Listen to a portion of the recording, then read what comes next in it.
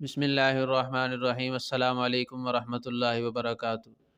حضرت ابو سعید خدری رضی اللہ تعالیٰ عنہ کی روایت ہے کہ رسول اللہ صلی اللہ علیہ وسلم نے فرمایا، التاجر الصدوق الامین مع النبیین والصدیقین والشہداء، کہ اگر کوئی تجارت کرنے والا صداقت اور امانت کے ساتھ تجارت کرتا ہے تو اللہ رب العزت قیامت والے دن اس کا حشر نبیوں کے ساتھ، صدیقین کے ساتھ اور شہداء کے ساتھ کریں گے۔ یہ اتنا بڑا انعام اور اتنا بڑا اعزاز تاجر حضرات کے لیے، یہ اللہ رب العزت کی بہت بڑی نعمت ہے، اللہ رب العزت کی طرف سے بہت بڑی خوشخبری ہے کہ اللہ رب العزت قیامت والے دن نبیوں کے ساتھ، صدیقین کے ساتھ اور شہداء کے ساتھ ان کا حشر فرمائیں گے۔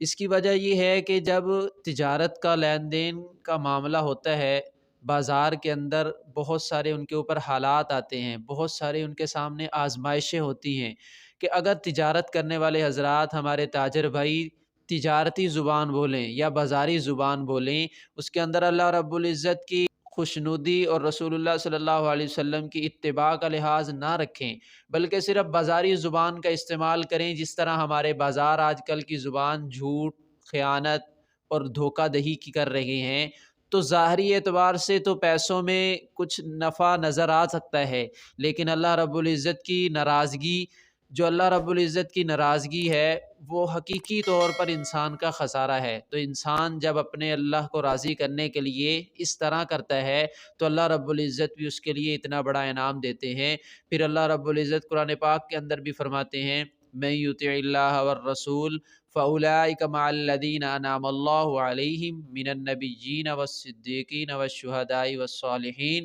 کہ جو اللہ اور اس کے رسول کی اطاعت کرتا ہے تو اللہ رب العزت اس کے لیے بھی یہی انعامات فرماتے ہیں، اللہ رب العزت اس کو بھی اسی طرح نوازتے ہیں۔ اللہ رب العزت ہمیں تجارت کے معاملات کے اندر رسول اللہ صلی اللہ علیہ وسلم کی اتباع کرنے اور اپنے اللہ کو راضی کرنے کی توفیق عطا فرمائے۔